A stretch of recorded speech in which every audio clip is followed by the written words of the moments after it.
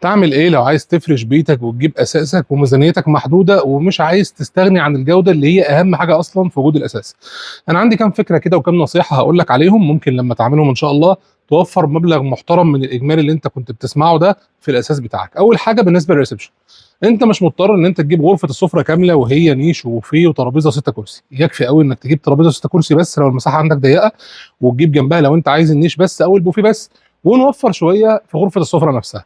ده الحل الاول. الحل الثاني بالنسبه للمكان اللي انت هتستخدمه كليفنج، ممكن تجيب فيه ركنه من غير انتريه، تستبدل الانتريه ده بالركنه، الركنه بيبقى سعرها اهدى شويه. وفي حل ذكي كمان بالنسبه لغرفه الاولاد، ان انت ممكن تجيب غرفه الاولاد الميني اللي بيكون معاها دولاب متر ونص واثنين سرير وكومودينو بيكون عليه مرايه، بدل من الغرفه الكبيره الشبابي اللي بيبقى الدولاب بتاعها اكبر وبيكون معاها تسريح، والفرق في الغرفه دي بس ممكن يعدي ال 10000 جنيه. ودي اكتر من حاجه، انت لو انت عملتهم مع بعض هتلاقيك وصلت في الاخر لاساس سعره اقل بكتير قوي من البادجت اللي انت كنت حاططها.